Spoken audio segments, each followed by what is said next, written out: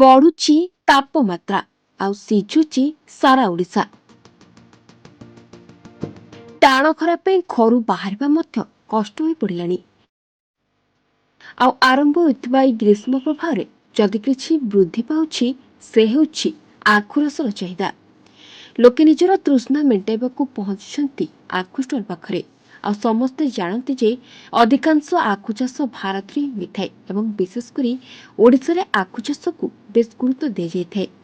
ଆଉ ଆମେ ସମସ୍ତେ ମଧ୍ୟ ଆଖୁ ରସର ସ୍ୱାଦ ସହିତ ବେଶ ପରିଚିତ। ତେବେ ଟାଣ ଖରାରେ ବାହାରକୁ ବାହାରିବା ମାତ୍ରେ ଜଳୀୟ ଅଂଶ କମ୍ ହୋଇଯାଇଥାଏ।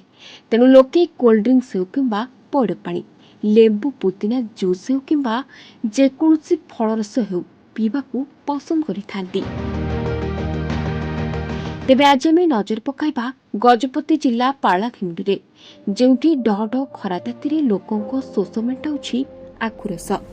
ଯାହା ଦୋକାନ ସାମ୍ନାରେ ଲୋକଙ୍କ ଲମ୍ବା ଧାଡ଼ି ହିଁ ପ୍ରମାଣ କରୁଛି ତୁଷାର୍ଥୀଙ୍କୁ କେତେ ପସନ୍ଦ ଆସୁଛି ଆଖୁ ରସ। ଦୋକାନ ସାମ୍ନାରେ ଜମୁଛି ଲୋକଙ୍କ ଭିଡ଼। ମୃଦୁ ପାନୀୟ ଯୁଗରେ ଲୋକେ ଆଖୁ ରସକୁ ଅଧିକ ପସନ୍ଦ କରୁଛନ୍ତି। ଗଜପତି ଜିଲ୍ଲା ସଦର ମହକୁମା ପାଳାଖେମୁଣ୍ଡିରେ ଦିନକୁ ଦିନ ତାପମାତ୍ରା ବୃଦ୍ଧି ପାଇବାରେ ଲାଗିଛି। ବର୍ତ୍ତମାନ ସହରରେ ତାପମାତ୍ରା 38 ଡିଗ୍ରୀକୁ ଛୁଇଁଲାଣି। ଦିନକୁ ଦିନ ତାତି ବଢ଼ିବାରେ ଲାଗିଲାଣି। ଆଖୁ ରସରେ ଶର୍କରା ଥିବାରୁ ଗ୍ଲୁକୋଜର ମାତ୍ରାକୁ ଅଧିକ କରିଥାଏ। କୋଲ୍ଡ ଡ୍ରିଙ୍କ୍ସ ଅପେକ୍ଷା ଲୋକେ ଆଖୁ ରସକୁ ଏଥିପାଇଁ ପସନ୍ଦ କରୁଛନ୍ତି କାରଣ ଆଖୁ ରସରେ କ୍ୟାଲସିୟମ, ମ୍ୟାଗ୍ନେସିୟମ, ପୋଟାସିୟମ, ଆଇରନ୍ ଭଳି ପୋଷକ ତତ୍ତ୍ୱ ରହିବା ସାଙ୍ଗକୁ ଏହାର ସ୍ୱତନ୍ତ୍ର ତତ୍ତ୍ୱ କ୍ୟାନ୍ସର ମାତ୍ରାକୁ କମାଇଥାଏ। ସ୍ୱାଭାବିକ କଥା।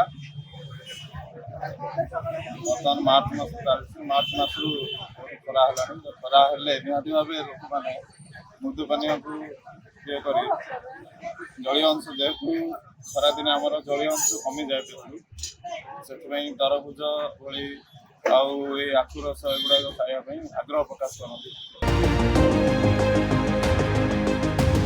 ଆଖୁ ରସ ଅର୍ଜିନ ସମସ୍ୟାକୁ ଦୂର କରିଥାଏ, ଦେହକୁ ମଜବୁତ କରିଥାଏ। ଲୋକେ ନିଜର ତୃଷା ନିବାରଣ ପାଇଁ ଆଖୁ ରସ ପିଉଥିବାର ଦେଖିବାକୁ ମିଳିଛି। ପାଳାଖେମୁଣ୍ଡି ସହରର ବିଭିନ୍ନ ସ୍ଥାନରେ ଆଖୁ ରସ ବିକ୍ରି ହେଉଛି। ଗ୍ରୀଷ୍ମ ପ୍ରଭାବ ବୃଦ୍ଧି ପାଉଥିବାରୁ ଦିନକୁ ଦିନ ଆଖୁ ରସର ଚାହିଦା ମଧ୍ୟ ବୃଦ୍ଧି ପାଉଛି। ତେବେ ଗ୍ଲାସ ମାତ୍ର 10 ଟଙ୍କାରେ ବିକ୍ରି ହେଉଥିବାରୁ ବେଶୀ ଆକର୍ଷିତ ହେଉଛନ୍ତି ଲୋକେ। ଜାଣିଛନ୍ତି ଯେ ଗଜପତି ଜିଲ୍ଲାରେ ଦୀର୍ଘ 10-15 ଦିନ ହେଲାଣି 38 ଡିଗ୍ରୀରୁ ଉର୍ଦ୍ଧ୍ୱ ତାପମାତ୍ରା ରହୁଛି। ପାଣିପାଗ ବିଶେଷଜ୍ଞମାନେ ଆହୁରି ଅନୁମାନ କରୁଛନ୍ତି ଆଗାମୀ ଦିନରେ ତାପମାତ୍ରା ବଢ଼ିବ ବୋଲି। ସେହି ପରିପ୍ରେକ୍ଷୀରେ ବର୍ତ୍ତମାନ ଆପଣ ଦେଖିବାକୁ ପାଉଛନ୍ତି ଗଜପତି ଜିଲ୍ଲାରେ ଯେଉଁ ଆଖୁ ରସ, ଯେଉଁ ଆଖୁକୁ ଆଣିକି ରସ କରି ବିକ୍ରି କରୁଛନ୍ତି, ସେମାନଙ୍କର ମଧ୍ୟ ଚାହିଦା କିଛି ମାତ୍ରାରେ ବଢ଼ିବାରେ ଚାଲିଛି।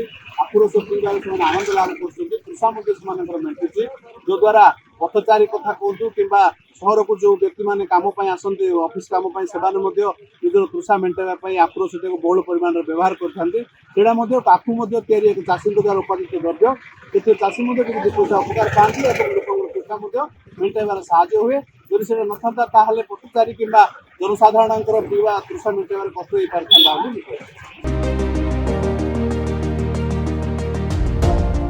ଗଜପତିରୁ ବିବେକାନନ୍ଦ ବେହେରାଙ୍କ ରିପୋର୍ଟ, ରିପୋର୍ଟର୍ସ ଟୁଡେ।